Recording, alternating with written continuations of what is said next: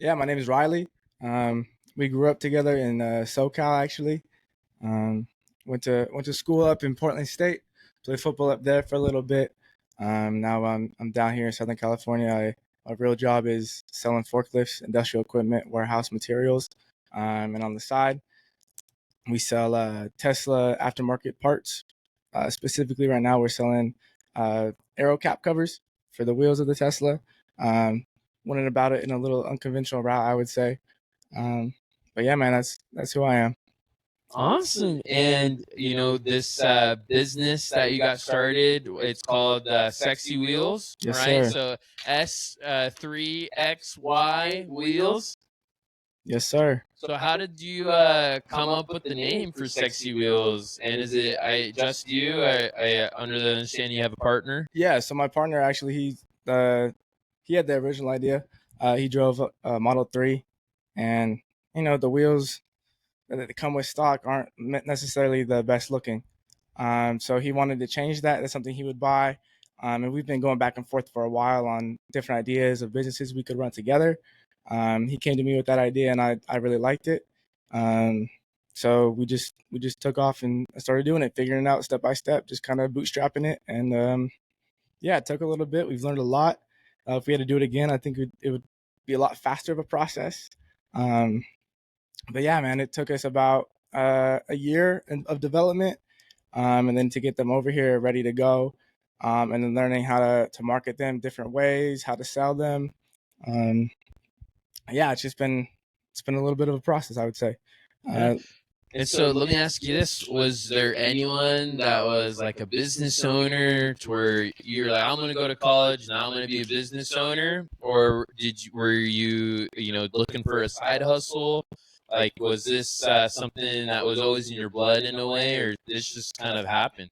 yeah, I think I've always had a little bit of a extra drive just to be selling stuff. In high school, I'd be selling like candy out my backpack, stuff like that, and then always had a little thing for eBay. Really like just selling in general and finding different ways I could make money.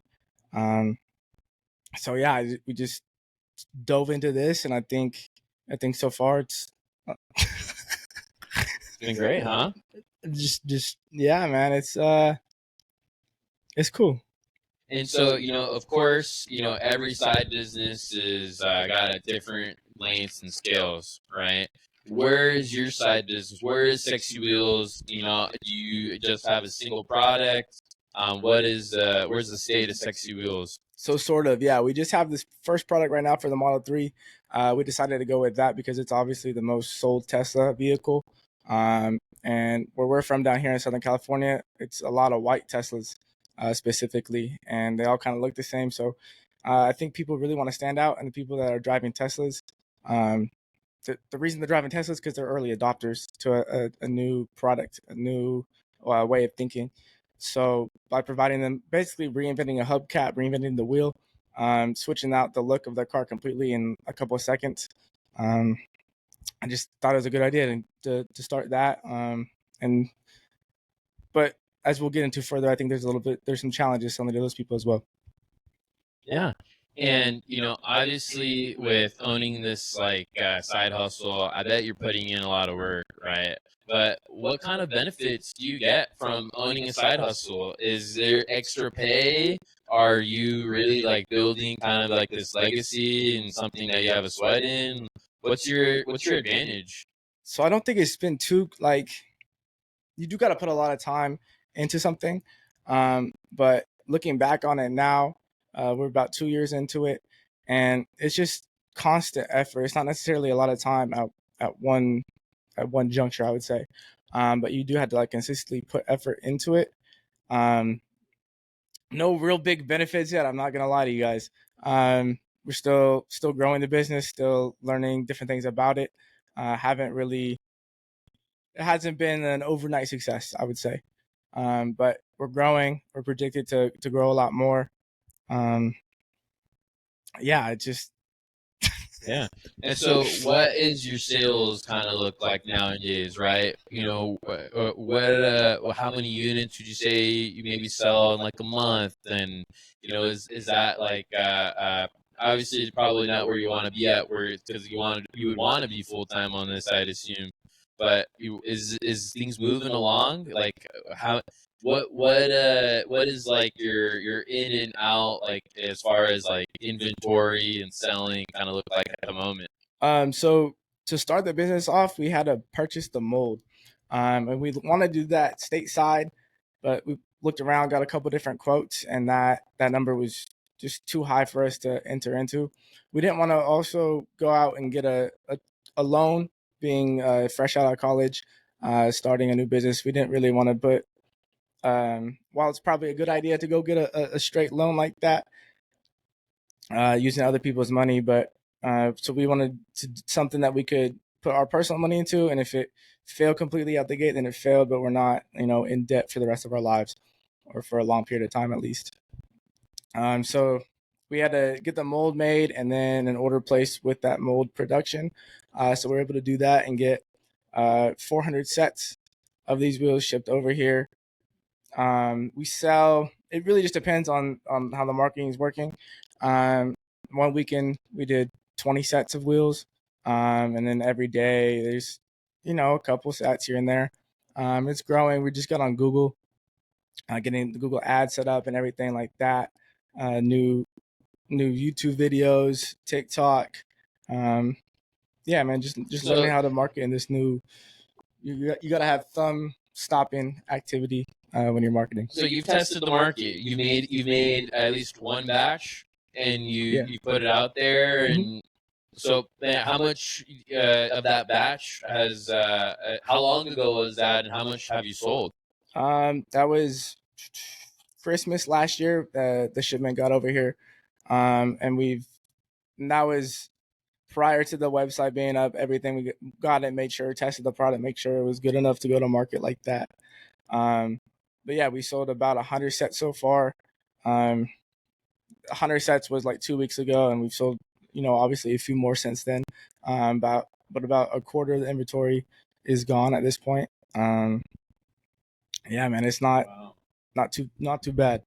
Yeah, that's great, man. And when you went and you were looking for different people in the U.S. to get molds from and all that, did you have a design ahead of time? Yeah, so what we had to do is like I said before, we wanted to do everything stateside. So we had a designer we hired, and we're going back and forth with him. He made the CAD actually, and we were tweaking the designs here and there.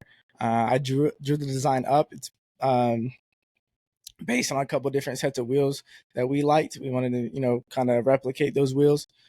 So I took some different aspects from these wheels, drew it up, and then gave it to the CAD designer. I went back and forth with him for many months, tweaking little designs, getting one made, 3D printed, shipped here, test that out, had to do it again.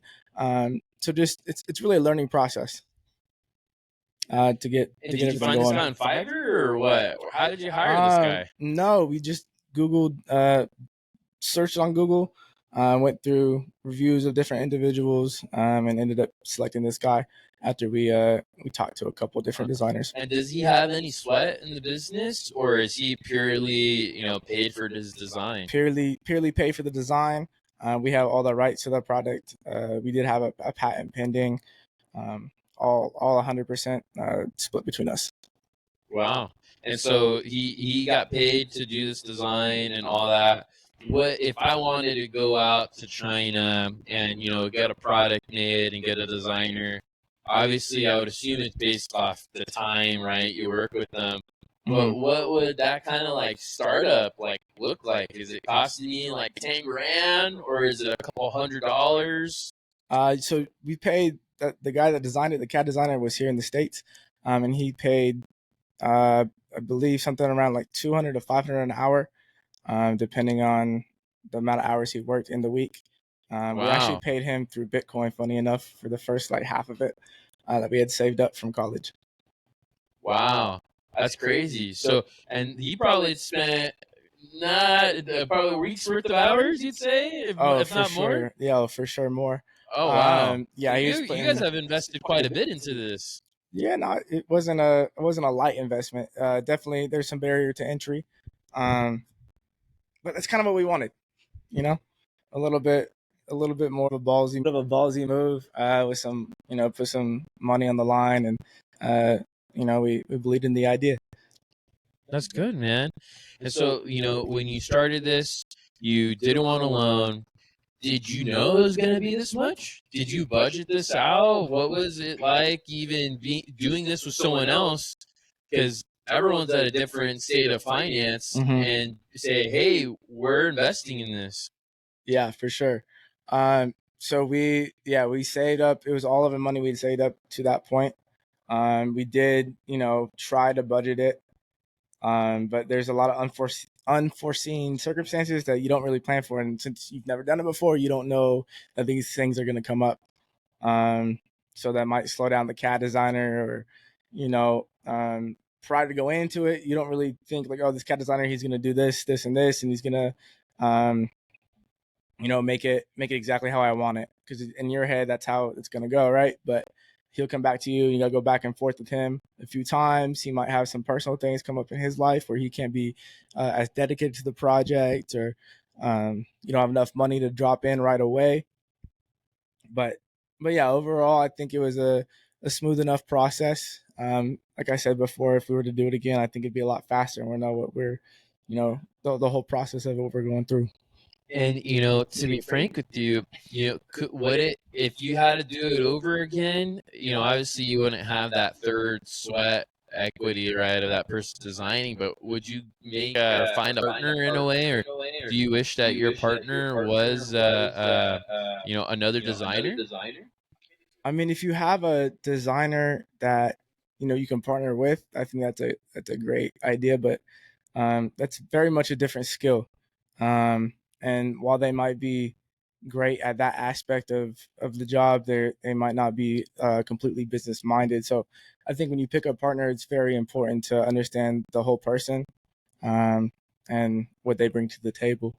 Yeah, no, totally, brother. And so you got this design. You found the person to make the mold. And it wasn't in the States. What? No, yeah. So our designer was from the Mhm. States, but the guy who actually physically made the mold wasn't here. He's over in China. And in China, a lot of things you can copy a lot of products pretty easily. So it's very important to have a relationship built with somebody who's not just going to sell your product out. So we made the mold, we own the mold.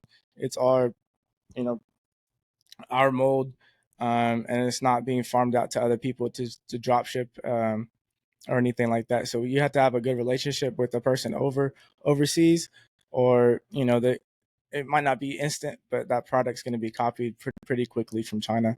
And we're lucky so far. No one's done that. We do have the patent on it, the pending patent on it. But yeah, when you work overseas, I feel like you got to be careful, and you got to really know who you're working with. Yeah.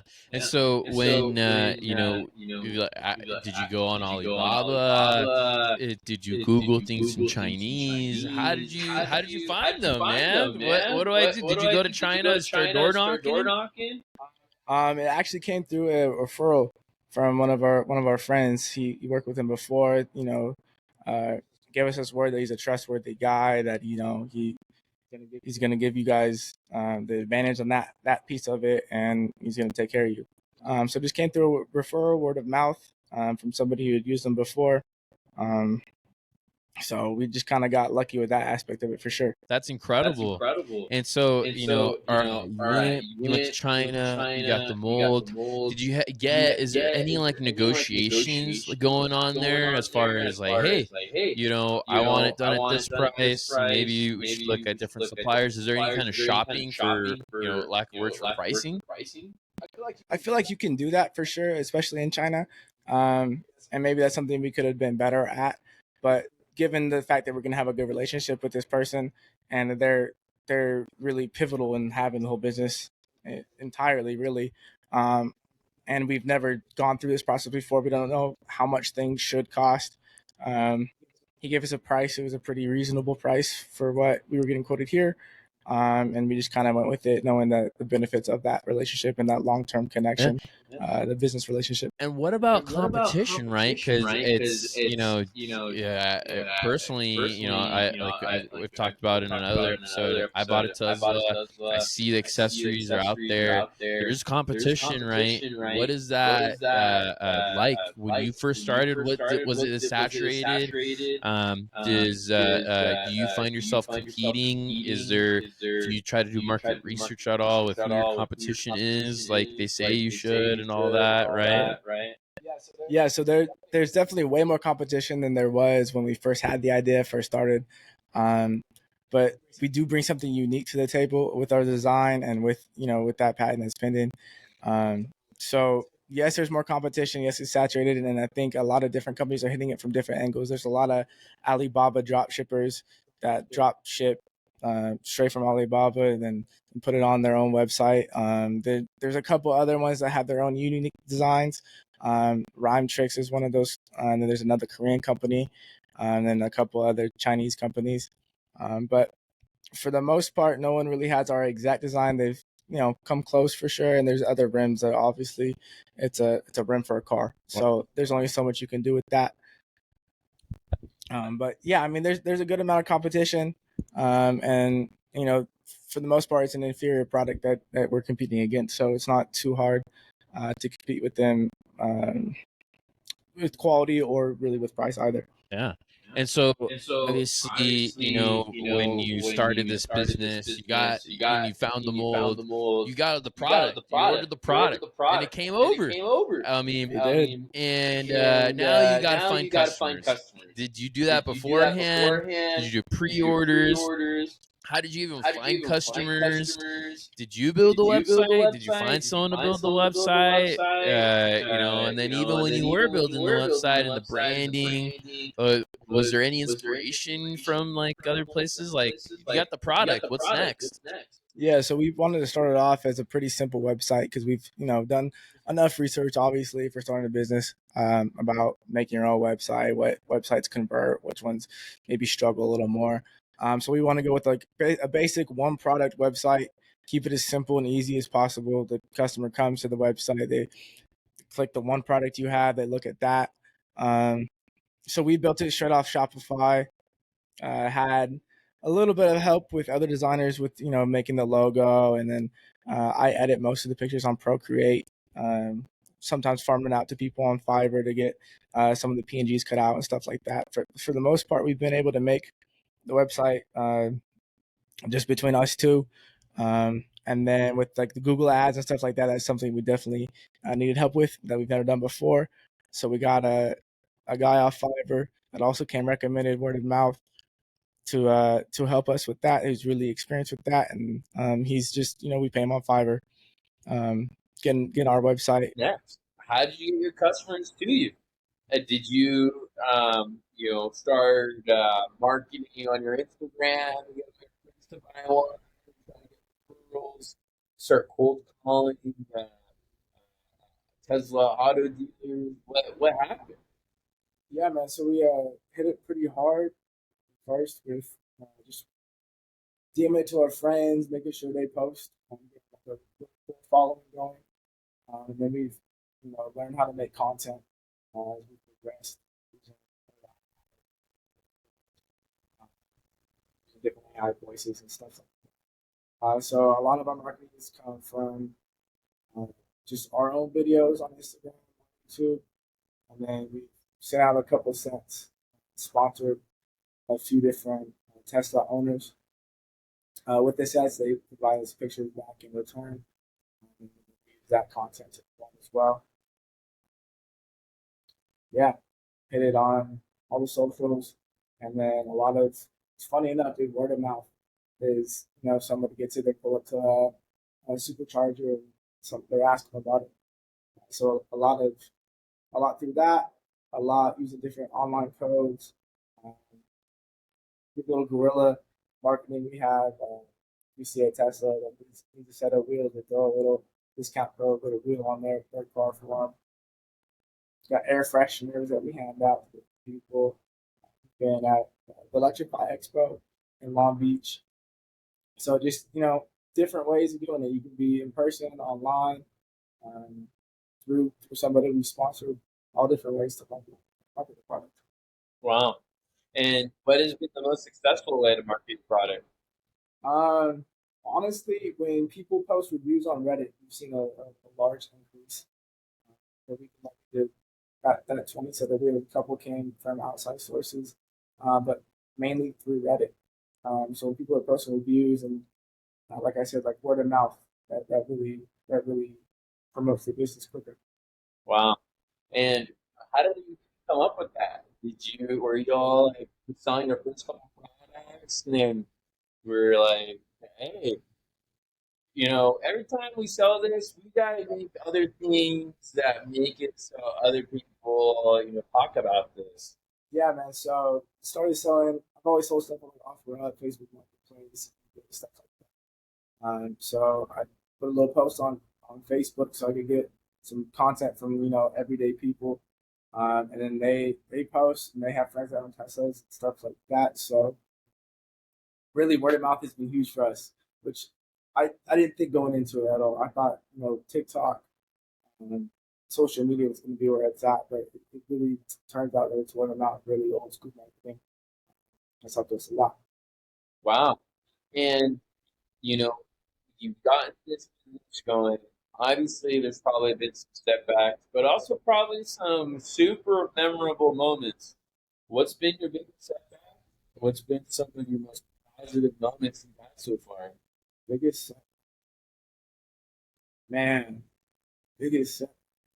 Yeah, if not, what's been the best moment so far, like being owning this business? I think the best moment was going to the expo and really seeing it come to fruition. We had a whole booth set up. Um, we're among like Tesla SoCal, among all these other electric car companies, and we're sitting out there, and we're like by far the youngest people with the business there. Um, meeting all different types of influencers and stuff like that at that expo. So I think that was the coolest moment. That's like the coolest, like, again, we really started a business and we made it come be something. I don't know if we've really had setbacks like that. There's been like in the design process was pretty frustrating going back and forth so many times, but to get it really right, you have to do that. And like I said, we didn't really know what we were expecting going into it. So I don't know if we really had too many setbacks because it's just kind of going through it the first time, like that's how it is. Um, and whatever problem comes up, we're gonna handle it. Yeah, and I know, we're looking for the mobile, right? You were originally looking for it to be US based, and then you wanted it to China. Was there any other kind of side turns in the road, for lack of words, that I heard? It's pretty straightforward. We had a fortunate enough to work with our day job where they have enough storage in our house where we can store our product. Other than that, we would have had to go to maybe our own little small warehouse or storage facility to just work on personal relationships uh, for the loans and for stories and help on that side of it. So we haven't had too many setbacks. It's really just been figuring the problem out and how we can jump that hurdle beyond to the next one. Yeah. And so, speaking of moving forward, right? What do you see this business growing to? Something that you want to be your main drive? What is it like kind of owning like a side business? So it's not too labor intensive at this point. Really just put the work in the time and build it to where it's at. So we're spending a couple hours a week on it. That's really just packing orders, making sure they're shipping, dealing with any customer concerns, and running the social media side of it. What's the question? And so, well, kind of even back to that, like I see your schedules, right? So, what does your routine kind of look like outside of that 9 to 5 for your business? So it's not maybe most traditional 9 to 5. I'm out driving around a lot of the time, selling industrial equipment, forklifts, racking, stuff like that. So I got meetings every week, different places, different cities, anywhere from like San Diego up to Bakersfield, out to Las Vegas and Arizona. We cover like a wide territory. So I'm not necessarily in a traditional 9 to 5 like that. So on the weekends when I do have time, I do go to the office and I'm able to handle the work stuff and side hustle real stuff that's there. So And what advice would you give to someone who wants to start a business like this? A product, something where you need a mobile, you got to find a designer. Is this something you'd recommend for everyone? for everyone, probably not. But if you're thinking of starting a business, you just gotta jump in and do it. And it's not gonna be perfect. Sure, your first podcast wasn't perfect. This one for sure isn't perfect. Um, yeah, man, you just kind of got to do it, and you'll learn from it, and you'll hit it on that business or the next one. You just got to keep pushing. It's really just a learning experience, and you got to treat it as that. Yeah. And when you were like in this business, I know that it was an original idea of your partner, Mason, right? What if that a business idea never came? What if he never came to you with that? Would you still be in business with them? Would you still be doing something on the side? What would your life kind of be like? Wow, never really thought of it like that, but yeah, he came to me with the business idea, man, and it was we're doing that. We've always gone back and forth about running a business. It's really just what it's gonna be, and we'll have different businesses in the future, I'm sure. So I don't know if he never came to me with it, what we would be doing. I'd still be in the same job I'm doing, like my day job, but side hustle wise, we'd be doing something else, I think. Yeah. But yeah, he came to me with this one, and it kind of hit. So this is what we went with. And specifically starting a business in the car or an automotive industry, what has that been like? Like any insight to someone that you like yourself a couple months ago, even a year ago, you kind of weren't in a space like that. Yeah, well, I don't know necessarily about selling cars, but anything sold online, you got to get your GTI number. Um, so that's like flagged us with Google for a little bit and given us a little bit of trouble. But yeah, you got to get your barcode, your GTIN number for your product to sell on Google. I think maybe that's been the biggest hurdle, honestly, is going back and forth with Google, figuring out what's wrong. I didn't know that was even something you had to do. Um, and they won't tell you directly, so you got to go back and forth, uh, and you got to wait a week in between when they check out your website. So that's honestly to answer the question from way long ago. That's our biggest hurdle, I would say. Just getting the website approved by Google, ready to go, getting all those pages set up. Wow. And so this speaking of like Google's the Google like shopping. Yeah, Google Shopping, Google Ads, all of that. But we'll still populate as a search, but the ads aren't approved until it's a completely approved product by Google. And so, I know about you to I've seen you on Shark Tank. I can tell you anything about getting that. What can you tell me, man? It's not too complicated, really. You just got to fill out the form, um, and as long as it's an original idea, it's pretty easy to work with. Nothing Wow. crazy. We went through LegalZoom for for everything like that. I'm sure you can do it yourself, and there's cheaper ways to do it, but um, well, LegalZoom's a good resource, I think, to outsource some of the stuff that you might not be too comfortable with or know too much about. Wow. And kind of the purpose of the podcast is give that opportunity to someone else that doesn't have the network. If you were speaking to someone who wanted to be a business owner, knowing what you know now, interacting with business owners in your sales life, being a business owner on the side, and not even a small one. You're doing something incredible. You literally got a product from overseas over here. What did your advice be to that person who wants to be a business owner? Is in that idea phase? Yeah, man, I feel like you just gotta kind of send it and do it. Um, Everything's really you'll learn as you do it. There's no real other way. You can go to school, you got a master's degree, whatever, man. But until you do it, you don't really know how to do it until you Yeah. do it. It sounds stupid, but And is there any like philosophy or anything that has been a huge success factor for you? what you mean? Is waking up early, getting the extra time is something that some people have as their philosophy. Is there something that you and Mason do that is unique to your culture? Culture. Yeah, your business culture.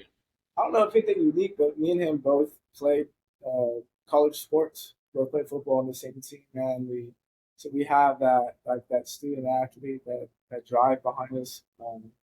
Still both, we're in the gym a few days a week minimum, taking care of other aspects of your life, not just focusing so much on one. I feel like you really got to enjoy it too, because you don't know when it's going to be over. Um, so you can't focus too much on it like that. You can't give it too much power over you. You got to control all parts of your life. And Mason, I know you guys went to school together out of state. Is he here in SoCal as well? Yeah, we work together a day job as well. Uh, Same kind of thing, man. So I got hooked up through his family with the job and the opportunity. Uh, Worked out ever since.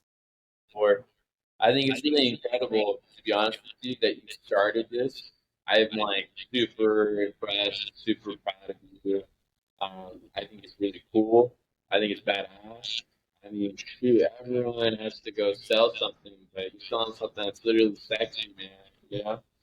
And Yeah, when you guys came out with the name, did Tesla like give you guys any crap? Like, I know Tesla's pretty strict about stuff like this, right? yeah. I would say that they would be a company that is a little bit more strict on their their name and everything like that. But we were able to get it trademarked, and it's our name now.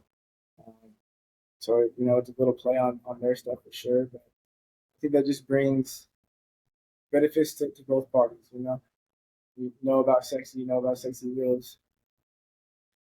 That's what it is. Yeah, I like it. So you got a trademark, then it's another legal. Yeah, for sure, for sure. And I'm sure there's ways to do it cheaper. LegalZoom, they offer the solutions, and we just pay them to them for everything legal. Wow. And so, 3 years from now, I'm gonna be past episode 100. I want to sit with you again. Yeah, And obviously, there's going to be a lot of progression in your business. But what do you want the that person in that podcast? Like, what do you want them to be? Where is Riley 3 years from now? 3 years from now, well, so my day job we've expanded to Las Vegas and we've pushed that really. At this point in time, that's kind of where I think I'm going to end up. So I'll move to Vegas, buy a house. Business wise, I don't know, man. Sexy wheels should be a lot bigger by then. We'll have different wheels for different models of cars. We're going to do the Model Y next. Really get it down with the two most popular cars and expand from there. We sell like little other accessories, not on the sexy wheel side, but they just that keeps like the lights running and the wheels are just like the main goal, obviously. But yeah, man, I don't really know. 3 years from now, that's a good question. I hope to have a house. This won't be my only business, but like it depends. But if you could do a business a year, that's something that can trickle down, and you have multiple streams of revenue. I feel like that's the good. And I have another question for you. How do you deal with shipping? How do you actually do like orders? Yeah, man. So the orders come through the website. Hit the ship station, and I've been thankful enough to have again another personal relationship with you. So where we've been able to get hooked up with union shippers, get the best rates around, because we're not shipping a small product, man. I know the first one before we got hooked up together was cost us $100 to ship it across the country. Um, that we're like, that's we can't be doing that, or we're not gonna have a business for too long. So the first one we bit the bullet on, and then I figured it out that you could really help us out. Drop the shipping costs. Cross country shipping, man. It's not cheap when you're sending 12 pounds in a big box. So shippers have definitely helped us out. Cheers to you guys, man. That without that we wouldn't really have a business, to be honest. Yeah, Josh Hernandez at futureproof.com. Hit the man up, man. He saved you a lot. We'll take care of you. You know, do you stick to your place full of a product? Can't park in the garage anymore. You went to a place to store. What do you do? Yeah, so like I said earlier, we were thankful enough to have a boss that had a little extra storage space in his warehouse. It's this little back room he could have used for all the forklifts. So we were, leveraged that personal relationship, and we stored it in this back room, locked up behind some forklifts. Man, no one's getting to it. So yeah, we just, really utilize our resources what we have, and I think everybody's going to have uh, different advantages and disadvantages, but we were able to, between the two of us, have enough connection um, to really utilize our personal relationships and help us out and be successful as we possibly can. And people who are in our corner want us to succeed. Well, this has been one section. Thank you so much for coming on. How can someone find you, your product? Yeah, man, sexywheels.com has S3XY Wheels. Follow us on Instagram, TikTok, same handles for everything. Trying to make it easy. Yeah, man, if you guys want to hit us up, shoot us a DM. We'll get you hooked up with the discount code. Make it a simple and easy process for you.